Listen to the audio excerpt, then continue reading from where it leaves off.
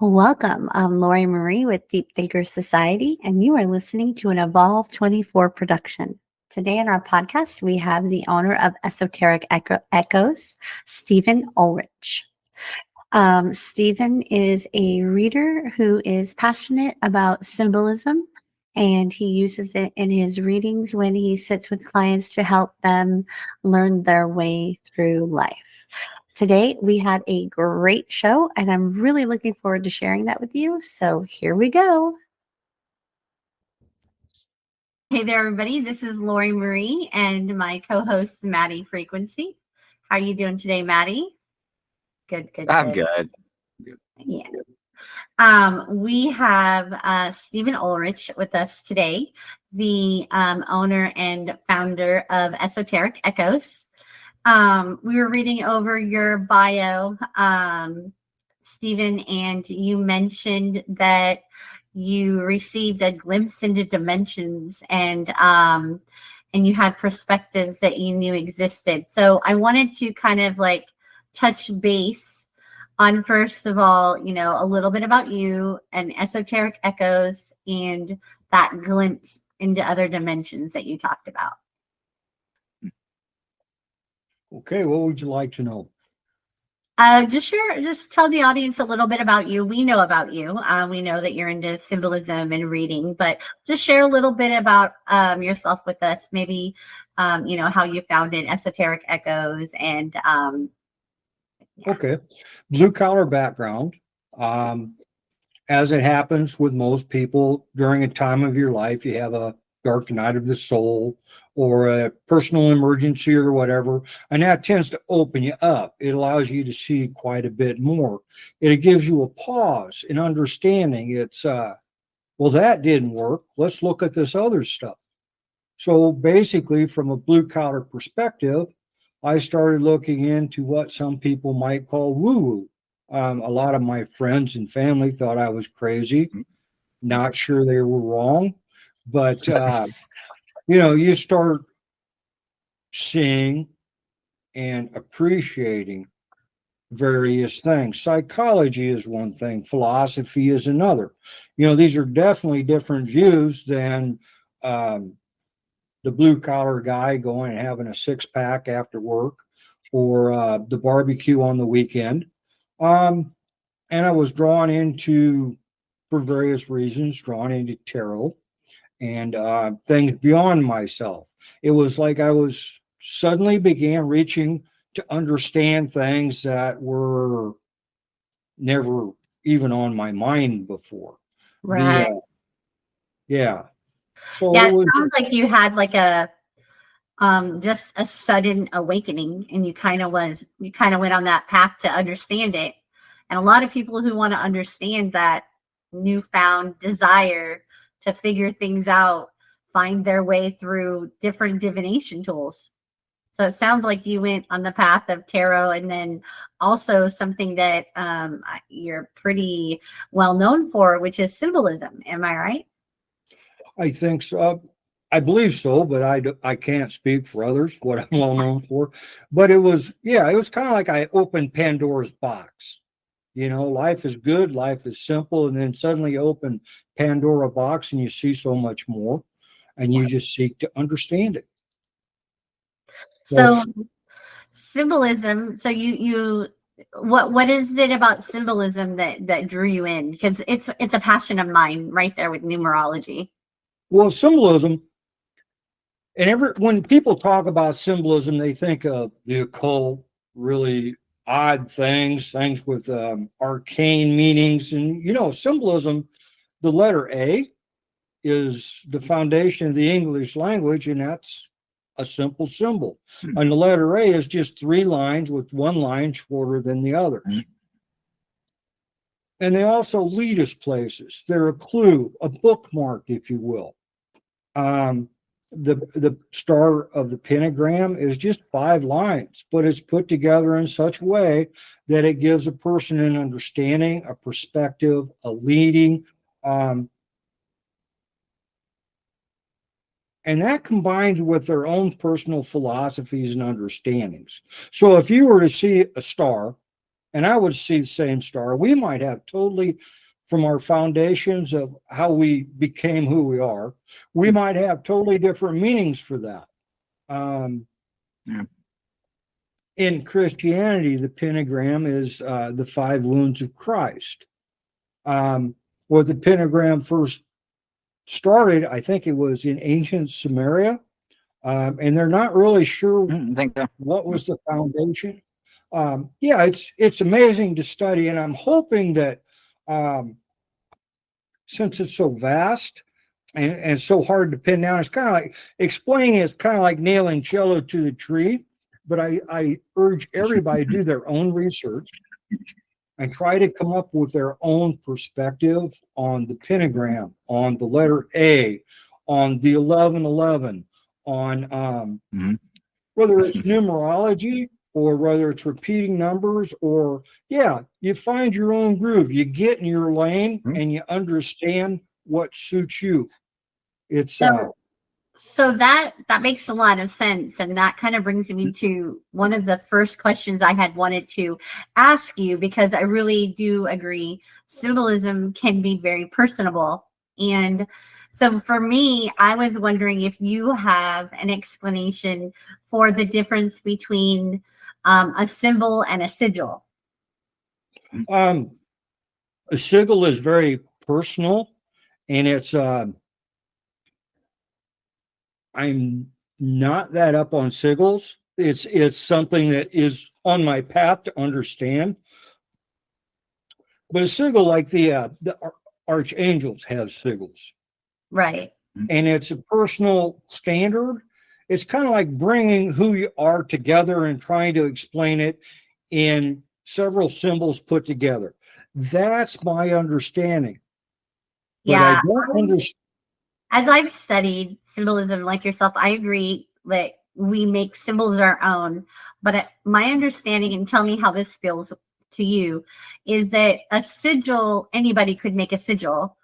A sigil is about putting intention into a symbol that you create, or not even always a symbol, but maybe even an emblem or something that you create on your own that represents your intention.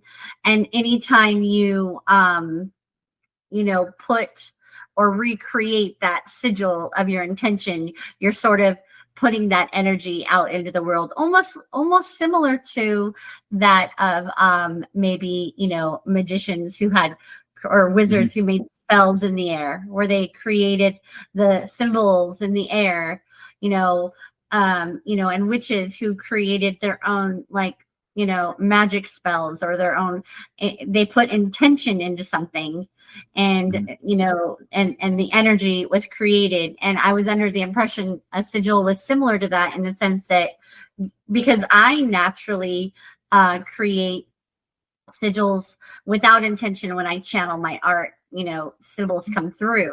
And to me, that those are sigils, but those aren't sigils that I'm consciously making, if that makes sense. I could be off, but that's the main reason I wanted to talk to you today, because I know you've been studying symbolism and working with it, on how you felt about that definition. That's as far as I know, that's a very good, but like I said, I haven't got into it that deep. But if you have a certain symbol for peace or serenity, that's something you use before you meditate. If you have a certain sigil for kindred spirits, recently I made my own for kindred spirits. You've seen the 2 circles that overlap? Yeah. Thus, the sigil I made for my own personal kindred spirit, because it's people who are different, and yet we are similar in certain ways. A love for symbolism, for instance. So we are kindred spirits because you love symbolism and I love symbolism. So I created that, and to put intention out. Right.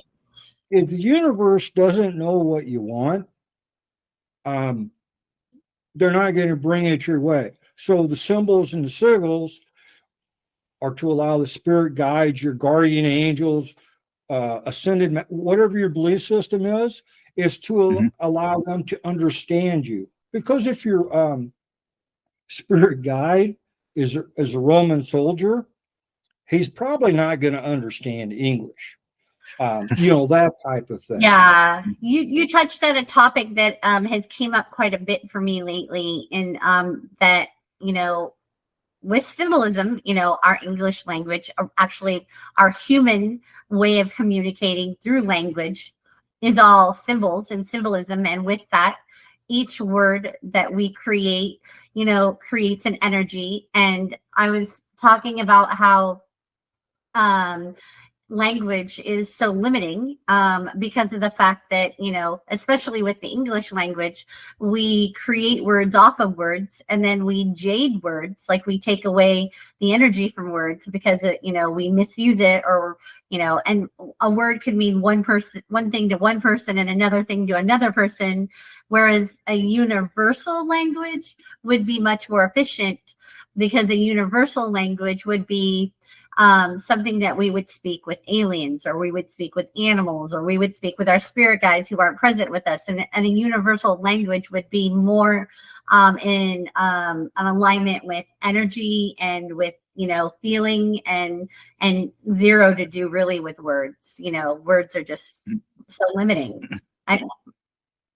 Well, and then what you said, we speak with aliens and stuff.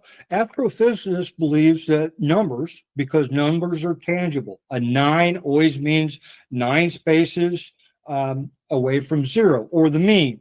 So they that believe that prime numbers is how we will, or according to an article I read, we'll put it that way, that prime numbers are how we will, if we ever do communicate with aliens, that's how we'll do it, because it's tangible. It never changes. Now there are intangible numbers, but those are a different animal. But according to that article, that's how we're going to communicate with numbers, prime numbers. How do you feel about that? Did that vibe with you? Well, 15 years ago, I would say no. But since the 555, the 1111, okay, I'm on a diet, so I keep seeing 314, which means pie. Yeah. So again, That's funny. yeah, 1111. So, and speaking to aliens and all that. So, Matt, chime in on this, because I know you have a perspective, but chime in on the fact that, so I believe, I've come to feel that 1111 and number patterns are the source's way of catching our attention. And just like sigils, or just like words, number patterns, they get assigned meaning to them by the intention we give them. So years ago, literally right before 9/11, I started seeing 911 on the clock all the time, and it was so crazy that I thought there was something wrong with me. And I jumped on Ask Jeeves, because that's what we had back then. And I was like, what's going on? And I realized it was more of a phenomenon. Other people were seeing it too. It wasn't uncommon. And a couple years later, I started seeing the 1111, and then it ended up becoming a thing for 1111. But I was already in my intuitive state with 1111, and I was feeling like it was definitely like a sign from outside of our realm somehow, some way. And so you had stated maybe aliens, but I really think it's more of Interdimensional. So you think it's what? Interdimensional. Yeah. So an interdimensional in the sense that everything that exists is consciousness, including other beings and other dimensions and other realities, right? They're just a form of consciousness somewhere else. So it's a way of waking us up to knowing that we're not the only ones here.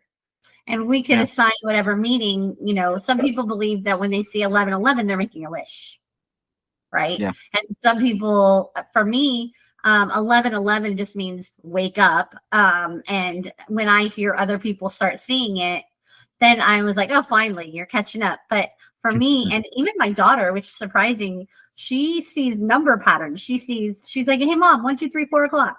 Or, hey mom, what, and she catches number patterns. And I'm like, ooh, that's so cool that like, she doesn't really quite realize it, but she's tapped in and she's starting to become, aware of these types of things. But as far as like Matt said, interdimensional, I think that other species that are a little more advanced beyond seeing 1111 or maybe even beyond numbers, they don't need to use words. They telepathically send, like, if they were to talk to us, I feel like they would telepathically send a message, but our brain would interpret it the way we know how to understand. But they are really just sending a frequency that we're picking up on and filtering through our brain as a language. And like you said, Stephen, that is going to be numbers, because our, the stages that a lot of people are at in our human world are science-based and math-based and geometrical-based and number-based, right? I mean, if you think about it, that's what they started with. The consciousness started waking us up by seeing number patterns. So I don't think at all that, I think you're completely right. That is how they're going to, but it's more of how we're going to filter what they're telling us, if that makes sense. It does. And if I could expand on that or add a different pathway, I have the metaphysical or the spiritual definition of synchronicities here. So what does synchronicity mean spiritually? Synchronicities are incidents of spiritual significance that ask us to momentarily dampen our self-obsession and consider the possibility of the divine. Synchronistic experience leave us with a curious sense that we should pay more attention. Yes. See? Well, when you're talking about communication, like tongues, where they send it to your brain and you just understand things like that, how do we know this isn't what's happening with synchronicity? No, that's exactly what's happening. You said the key word at the very end right there. You said grabbing our attention. All the universe wants us to do is wake up. And wake up doesn't mean what some people think it means. Wake up means remember who you are. And who we are is not our ego or our I or our name or our human self. Who we are is all that we're connected to. Like all of interdimensional. Well, we are interdimensional, multidimensional beings, and not the human self, our consciousness. All we have to do is shift, and then bam, we're literally somewhere else, but our human brain it's capable of all the things we're talking about. But in the stage that we're at, and that's why we have to go through that ascension, we have to filter through what comes through to what we know, what we've, observed. I just wrote a blog post today about seeing is believing, and about how scientists, have proven that things don't exist until we observe it, right? So if we start seeing 1111, then it's already starting to wake us up. It's already starting. We now see it. I taught my daughter this the other day. I said, you know what, Naomi, I go, have you ever noticed that you never see a particular car, and then like you see it for the first time and you're like, oh, that's cool. I've never seen it, or I've never seen that color before. I've never seen that name. And then next thing you know, all you do is see that car like all the time. That's like a crime. It's like the 1111. You've probably seen that a billion times in your life, but it didn't stop you and make you think. Right. So, Yep. It's just a way of, waking, you up. And that's why when you said you suddenly had this calling and then you reach for tarot, well, I see that in young people. They have a desire to want to know like the secrets of life, and they immediately go toward the Ouija board, or they immediately go toward, scary movies or ghost stories, things that like are outside of the norm. And those are the kids that are going to wake up a little bit, quicker because they're curious. They want to know. They're open, letting that in. Can you relate to that, Matt? Yes, I can relate to that. Yeah, level lead was stupid back in the day, and now it's just like, oh, guys, you're getting my attention. I know this. Been through this for years, decades. Yeah, it's a synchronicity. It's a powerful role in ascension process and rising up, spiritually through life and through everything. Yeah, I think so too. So, Stephen, remember, you and we sat together not very long ago, and I gave you a reading, and I was telling you about some of the things that I seen coming forward for you, in regards to like energy and consciousness. And have you like meditated on any of that, or do you have anything to share with us on that? The traveling again really stuck with me because I was told 5 years ago I was going to travel, and I said, "Oh, you're full of it. I'm not going to go anywhere. I'm comfortable here." And within 6 weeks, the house was for sale, and I was looking for RVs. And I traveled for 2 years, so I sat with that. But it seems like for whatever reason, I am overwhelmed with energies coming in. Like I said, I've got some projects around the house, projects I'm helping people with. And every time I think I've got a little breath of fresh air, something comes in. It's like the universe is keeping me off balance. And that's a good thing, because if you are too balanced, sometimes you get in that focus. Yeah. And where if you're a little bit off balance and you're not sure what's coming, you might see some stuff you'd otherwise overlook. Yeah. Do you get visions at all? Because I could imagine, like, it's coming into my thought pattern that you're going to start having, if you're not already, lots more visions. And maybe that's what the message is as far as traveling goes. Traveling might not mean literal.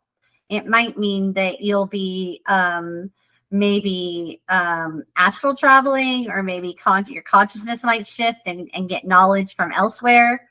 Do you meditate? I do.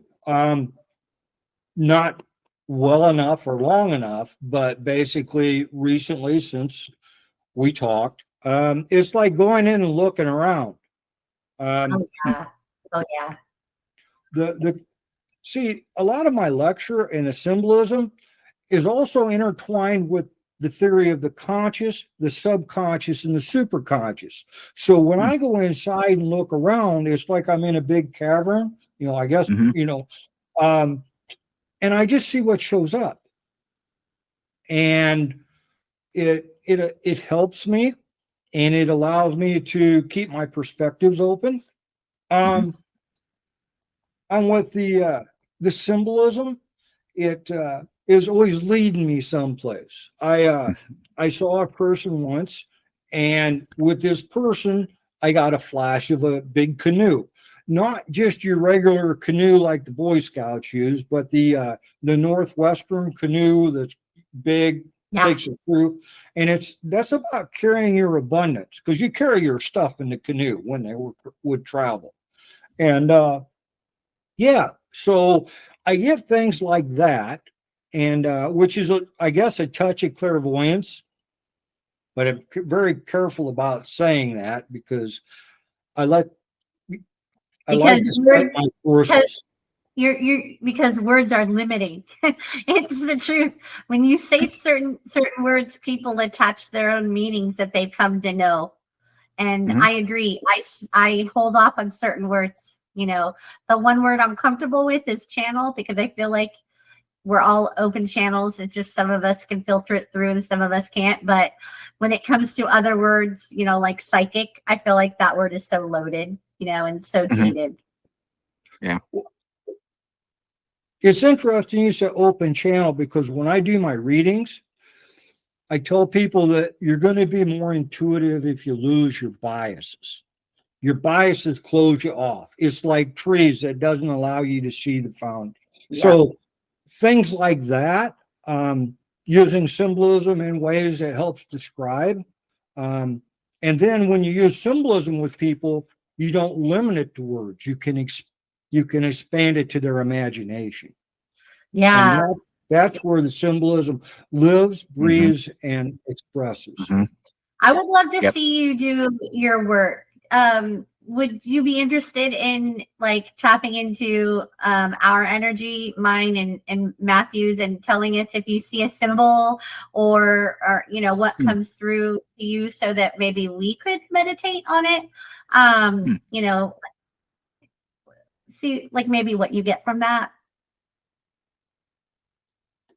Well, I got a wing on his left side for Matthew, and the wing was black with gold tapestry. On you, I've got maybe an I Ching symbol. It was like a pentagon or a sectagon. I can't, but yeah. And I'm afraid I didn't do very well there because we're talking, we struggled with the technology. I'm a little bit rattled. I'm an introvert and I'm talking openly. You're So doing great. I'm fully vibing with you. You're doing great. Matt, when he mentioned the wing, what vibe did you get out of that? What came to your mind? I'm not sure. Russell Crowe, Russell Brand. He has that black crow in his show. No, I don't know. A black wing with gold. I have to think more about that. I don't know. It may take me a minute to. It couldn't. It's possible it wasn't a wing, but it resembled that. It was almost like a Chinese kite wing. Oh, you got me using my hands now. We're in trouble. So, but yeah.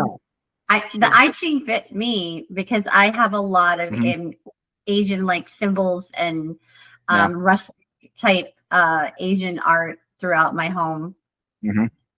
Yeah, so I can pick up on that. For Matt with the black wing, I can see that in the sense that maybe you're shifting, and you know, two black wings. Maybe you let go of one of the black wings because of something from your past, and maybe you need to either you need to let go of the other black wing, or you need to grow back your wings so that you could see things from a higher perspective. Fly high. I only saw the one black wing, and it was on his left side or his receptive side. There you go. Okay. So maybe you need to start receiving more and giving less. Maybe. Open it up to receiving so that you have two wings. Yeah. I think that's definitely something to meditate on. Yeah, definitely will. So Matt, you had a bunch of questions that you had jotted down. Did you want to ask Stephen any of them? Yeah, I got a couple here. Let's see. I think we went over a couple. Like symbolism translates language, and how does symbolism transcend language? And I think we've already kind of done that. You can go into that more. Symbolism arising from the subconscious, importance of dreams, and interpreting symbols within dreams, how symbols in dreams are significant in my life. Well, a lot of times symbolism in dreams are significant because they send you seeking answers. You're doing research on what you've experienced, and that leads you to a plethora of interesting and cool stuff. It's when we stop learning, we die. So if a dream bothers you to the point where you're doing research on it, you're learning, you're growing, you're expanding, you're becoming. And it's interesting how synchronicity plays a part in what you discover. because those things that aren't typical might come before you.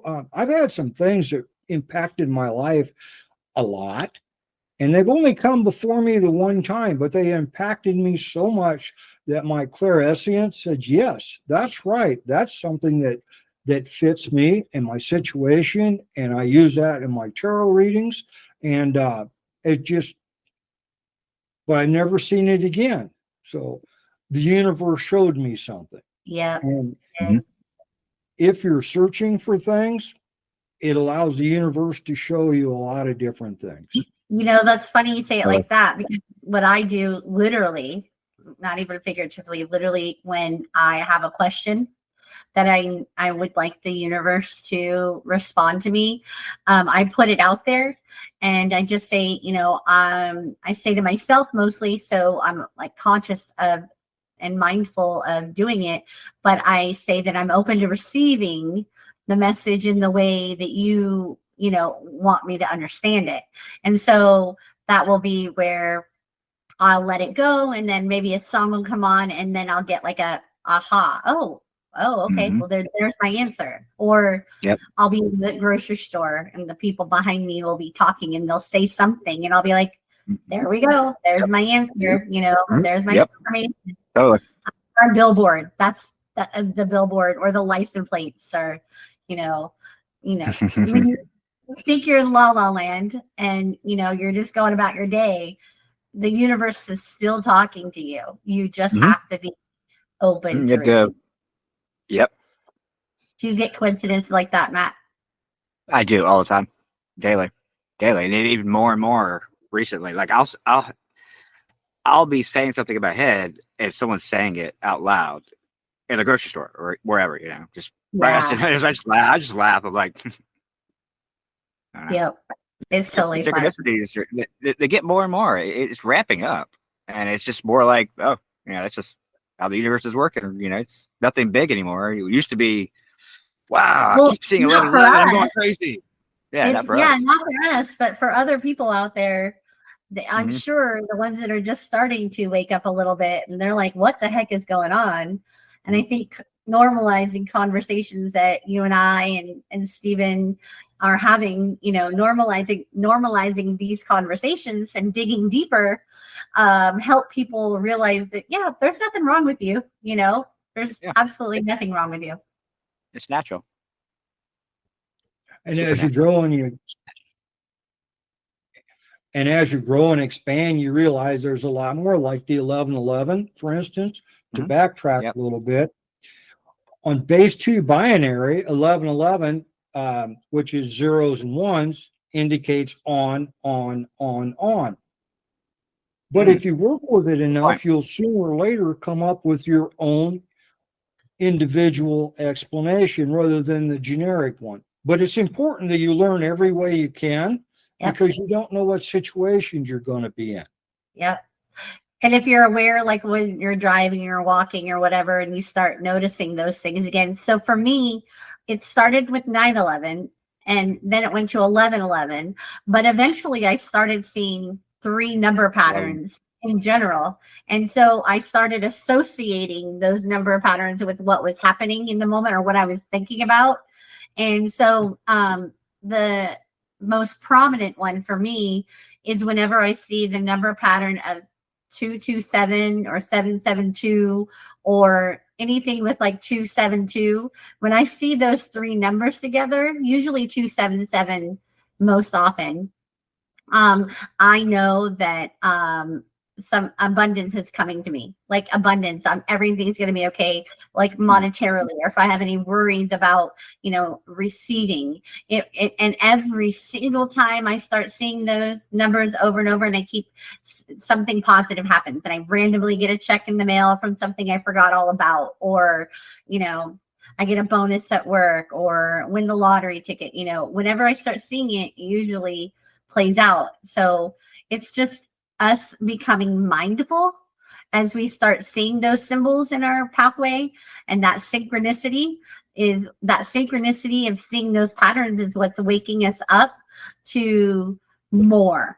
And it's like the more you become aware of these little things that are happening, You know, at first you feel crazy, but then the synchronicities start happening more and more often. And then you start to feel like, oh, maybe I'm psychic, you know, or something like that. Or, oh, maybe I should start using tarot. Well, you know what? Yeah, you probably should, because that's the universe just saying, hey, we're tapped in, we're connected. You're plugged in now, you know?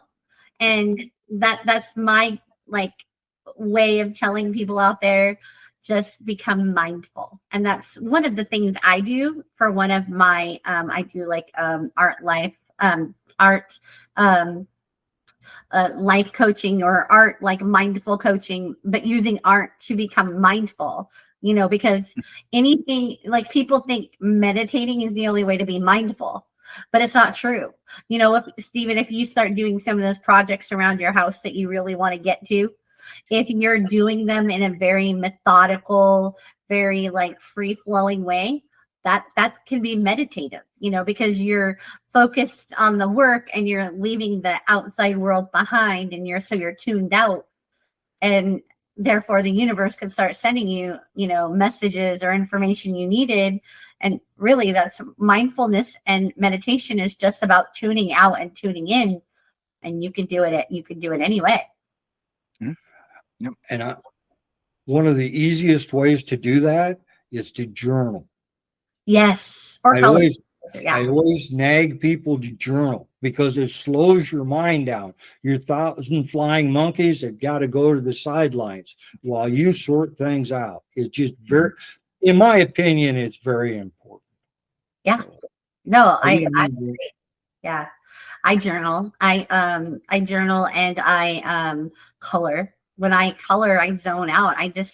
I love, you know how people are addicted to watching those satisfying videos, you know, like when they see, maybe you don't know, but I think, Matt, you might relate, where, you know, they might like seeing how like bottles rolling down the stairs break, or they might like the way cutting soap, you know, like breaks off into like little, and it kind of like, it's a brain thing. It's like a satisfying your brain kind of thing. Google it sometime and Google satisfying videos, and then you'll know what I mean.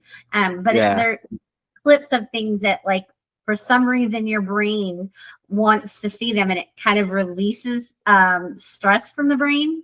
And I kind of feel like when I color, I get in a very, like, I'll color in a rhythm, and it'll go and it'll flow, and my brain starts to like release like all this like tension, because I'm so stuck on the way the colors look while I'm moving my marker across the page, and that's how you get into trance states. I mean, think about it. Hypnosis. Yeah, it's a form of meditation. Yeah. Remember hypnosis? It's a form of spiral. It releases the tension in your brain. Yeah. What do you do to meditate? Meditation is in different ways. I can meditate with my eyes open. I mean, I can meditate all the time. Writing music is very meditative for me. Very meditative. Picking up my guitar and just strumming, and then just writing a song, singing, and then sometimes, you know, it's gotten so intense where I'm writing a song and I'm playing it and I'm writing it in the moment, and I just start bawling. Like that's happened before, like a couple times. One main time, and I recorded it. I wish I had that somewhere, but like it was just so intense. It was both spiritual, act of creation. Maybe it like was it a release of some sort? Like you released. Releasing so much, sadness and pain, and you know. It came out, and I didn't mean for it to come out. It just came out. You know, I was in the moment, and it just, you know, it was beautiful. It was extremely beautiful. And that and doing art, you know, art has been a passion of mine, but I don't do art as much. I do more digital art now, you know, but yeah, that's all a release of what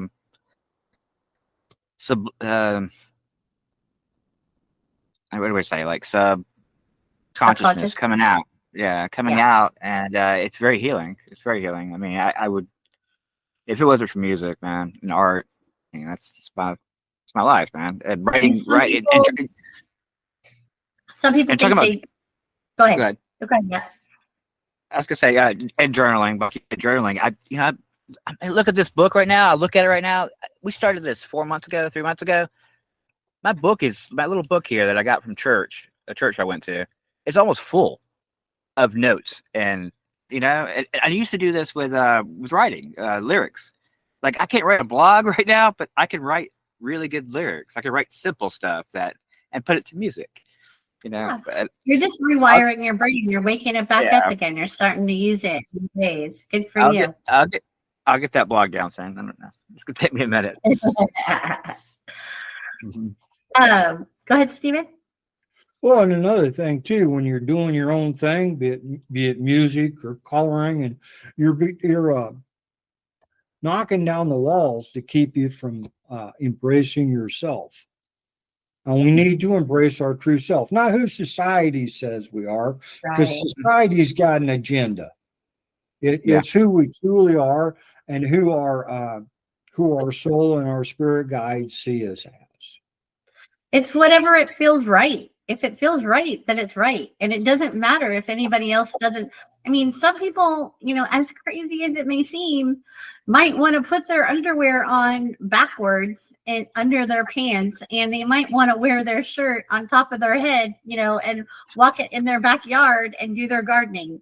And to me and you, that might seem very peculiar, but it felt right for them. And why do we have the right to say anything about it? For some, maybe energetically, they needed to do that. You know what I mean? There's been stranger fads. There have been. That's so true. So true. I mean, look at the punk rock era. Like, they really had to get creative just to show that they weren't going to do what you wanted them to do. Except exactly. I felt like theirs was intentional. The punk rock era. I love the punk rock era. Yeah. And more of the music than really, like, I never really dug the style too much, but the mohawk would never really look good on me, I don't think. But I think that's kind of the prime example of just but Stephen, you said be authentic, be yourself, do what feels right for you.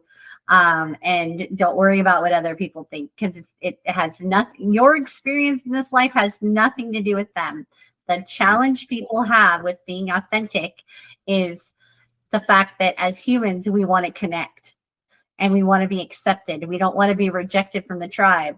But if you're rejected from the tribe from being your authentic self, then you're in the wrong tribe. It's not your tribe. Yeah. Exactly. You just need to find a new tribe. Well, being rejected it allows you to be an individual, think your own thoughts, do your own things. The most horrible thing I can think of is following people blindly and doing what I might feel is wrong to be part of the crowd. That would be horrible for me. And I'm sure most people would agree with that. Yeah. But I can't really speak for most people. And it goes with any job you do too. Like, people work just for the money, or they do the job, because they feel obligated, or they don't know how to say no, so they do it anyways. And therefore you're not putting, the right energy into it, because you're not doing it from a place of free will or authenticity or, passion. You're doing it, for the wrong reasons. I tell people all the time, if you don't like getting up to go to work in the morning, if you don't look forward to what you do, then you're doing the wrong thing, because we spend so much time in our daily job that we should be doing something that we're passionate about, and we should be enjoying our going to work, and we should be, happy. And maybe art is, what makes you happy. Well, then find a way within the job you do have to be more creative. If you're a chef and you hate cooking, then find a way to be creative in the kitchen when you're cooking, just find a way, because you're making me food and you're putting energy into that food when I go to your restaurant. And if you're putting in, I don't want to be here, I hate this job, my life sucks, into the food you're making for me, then energetically I'm picking that up, and you're in the wrong job. And I'm in the wrong restaurant. Yeah. If you don't love what you do, how can you self-actualize? How can you become who you must become? So it's the Reiki thing, just for today, let me do my work well. And you can't do your work well if you don't love it. Yeah. So 100%. If you had any message, and this is from your heart to the universe and all the people listening, all the people who will ever listen to this podcast, if you had to give any of them advice or give any of them a message or anything, what would you want to tell people right now? well, this is what I say at the end of my lecture when I talk about symbolism. And I think it sums it up better than the expression of my heart, because it was the expression of my heart when I wrote it. Symbolisms are items coming together to create a philosophy, an idea, an understanding of your world and how you choose to navigate that world. The same symbol may have different meanings, and that you will understand which is right.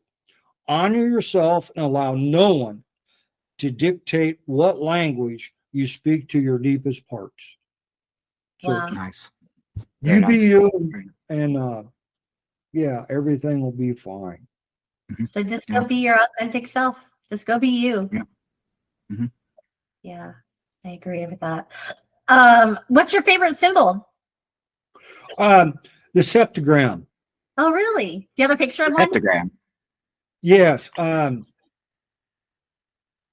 It's a 7-pointed star, and it's on my tarot cloth, and it came to me, and I remodeled a bunch of houses.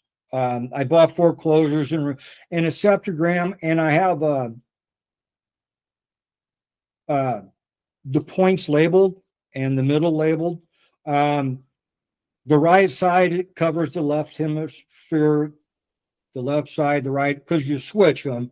And then they all come together at the top with wisdom, and they revolve around balance.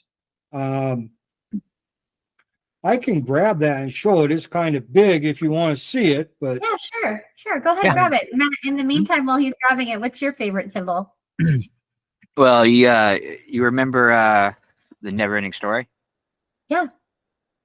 Ouroboros. Say that again. The Ouroboros, the snake eating its own tail on the book. You know, they had, Yeah. What does Yeah, that so symbol mean to you?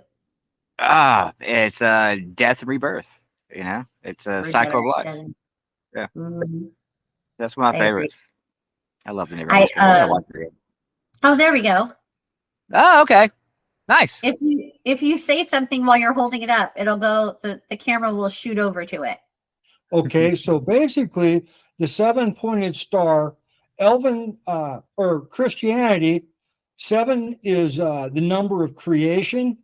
And in Elven theology, I suppose, it symbolizes magic. So it's about creating magic. The purple is intuition. The green is about abundance. And then, yeah, That's beautiful. I love it. it's just Yeah. powerful. It came to me, and there was a need to express it. Uh-huh. I love it. I absolutely love it. I love that you use it in your, when you, on your table, and utilize its energy. I use things like crystals. Like this was given to me as a gift. I don't know if the camera can pick it up or not, but it's a particular type of quartz. I forget the name of the type of quartz it is, but it represents communication. And whenever I do any sort of communication, I feel like everything I say is amplified. Crystals, I feel like, are a form of symbolism too, because of what they energetically represent. But if I were to pick an actual symbol, I would definitely say the Om symbol and the Eye of Ra. And those two symbols, The Eye the Eye of Ra.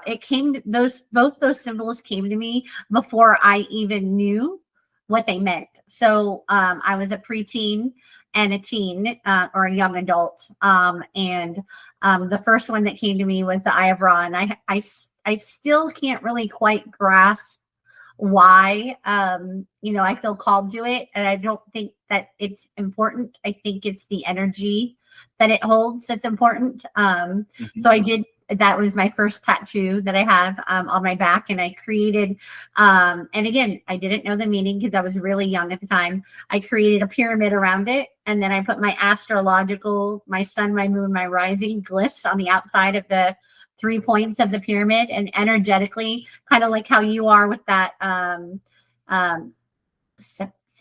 How do you say it? Septogram? Septogram.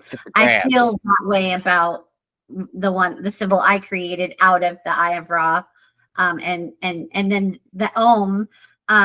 Whenever I do art, it just comes out. Like I just naturally want to create it. Like, and I don't even know. I don't quite understand why I feel the need to create it, but I just want to create it all the time. So basically, that tattoo with all those sayings, your sigil. Yeah. And that's with the words and the colors. That's my sigil. So the sigils are so varied that it's kind of hard, like I said, nailing Jello to a tree. Yeah. Because everybody's got a different idea. I love that analogy. I'm gonna have to find a place where I can try and use that analogy. I love it. Nailing Jello to a tree. I could like see the green Jello trying to nail it to a tree. It's great. Well, thank you so much, Stephen. This was such a pleasure to sit with and talk with you today and just discuss, the awesome topic of symbolism and everything else. Matt, do you want to help wrap it up? Is there anything you want to add before we go? I mean, I don't know. I haven't even touched my notes here. Oh man. I mean, symbolism is runs rampant through my artwork, my paintings and stuff. I wanted to show you. I get your this is almost like a sigil to me. I think I made this 20 years ago. 20 years ago, I made this. All my oil paintings were 20 years ago. But it's just a symbol. It's something that came in my mind, and it's got the Earth Goddess. It's the Earth symbol of the Earth Goddess within a triangle, and then you got the six right there. You got 3, you got 6. The color chart, the color wheel. I don't know. It's just something that symbolism. And then the colors themselves. You've got self-love in there. The background is like infinite wisdom. So it was just it was very cool. Thank you. I love it. That's awesome. Well, Stephen, I definitely want to have you on again sometime. If you get free up, I know you're doing lots of interviews, and if anybody wanted to get a reading with you or to sit with you or hear tarot from you, how do people get a hold of you? Basically, I have my website is a good spot. It'll give you my schedule. I really don't start rolling until the middle of July, but once the middle of July comes, I'll have an expo like every other week. I can do online readings, but I just think they're a bit generic. They're